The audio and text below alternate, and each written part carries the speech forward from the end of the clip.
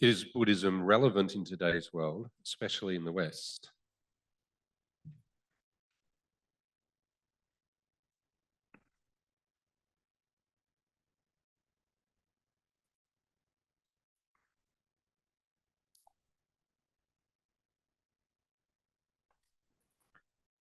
The word West is so difficult. I mean,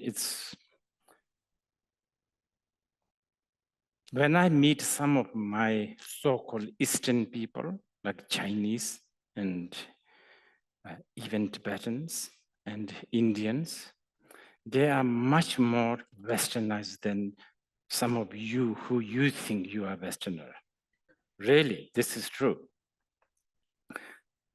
Culturally, they're more patriotic. I'm having argument with them almost every day. Patriotic, just in every level. So I don't know, when we talk about the West as in geography, like where the sun sets and so on and so forth, that I don't know. But as we have been discussing, earlier, I think if people are interested in knowing the truth, I would say Buddhism really have done a good job in analyzing the truth, especially inward phenomena, things like mind. And there's a lot to offer to the geographical West or a cultural West, whatever you call it, basically modern people. But I just want to add this. What I think West or modern people, I should say, what they should do is they should really go beyond what they call rationalism. I feel, I don't know, I'm teasing you, some of you Westerner, a little bit, so you can always, you're very welcome argument. I feel that rationalism, believing in logic, believing in rational, whatever, assessment, somehow could go further. And that's where I think so-called the modern people have stopped. So I don't know. And this is not so good because yes, logic, rationalism is good from here to here. But at the end of the day, when I was studying Buddhist logic, I studied Buddhist logic 6 years. It's a big subject. The first page it says, prepare to accept that the logic is the greatest tool to make you the most stupid. So you see, I think it's really important because rationalism, there is no pure rationalism. It's all decided by consensus, usage. Yeah, of course, it's rational to use an espresso machine if you want to have an espresso, but that's just some dude found a bean and roast the bean and crushed it into powder and put water. What's so amazing about that, you know?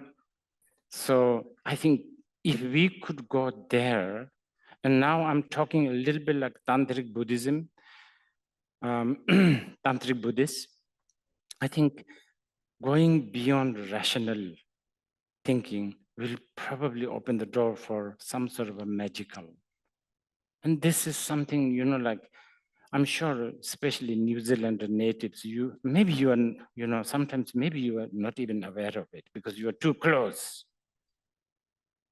Coming from India the other day, straight to Vanaka, and then this amazing light, the lake, and the wind, suddenly hot, suddenly cold. It's so magical. It was like, wow, this is life. You do not need any sort of reason or logic. And I think this need to be, I think this is the part that we may be the scientists, politicians, rationalists, are systematically destroying. Anyway, I lost the track of the questions, but doesn't matter. Please ask the next question.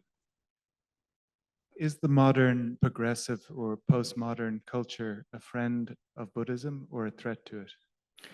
I think what I just answered, yeah, I have personally invested sort of time and energy in really introducing Buddhism to the Western academic, because as much as I was just telling you earlier about how we should really go beyond rationalism, safest way to approach to any kind of ism is through a little bit of a hearing. And so critical thinking is definitely important, especially for the beginners. But I think it's important to be critical to critical.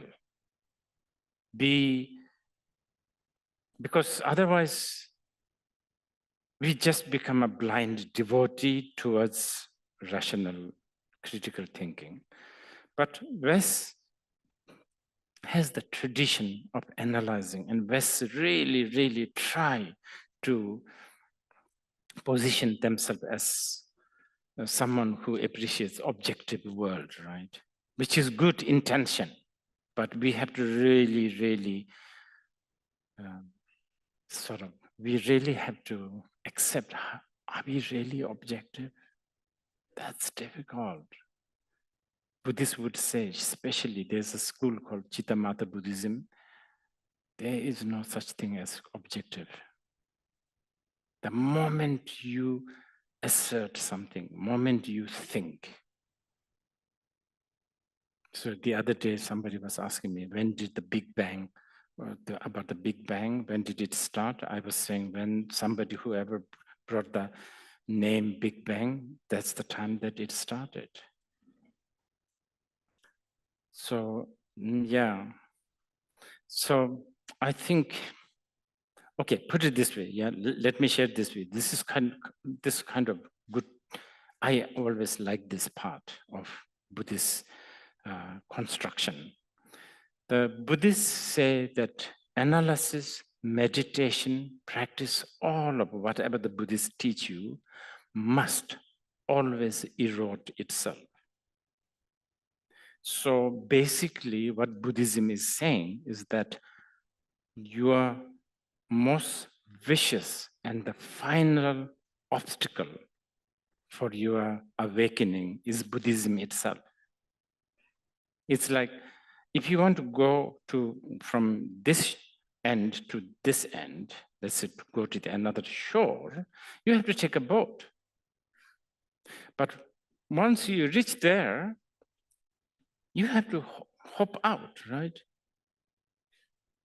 If you're still standing on the boat because it's so beautiful, yes, of course you are enjoying on the boat, but you are not on the other shore, which is your goal.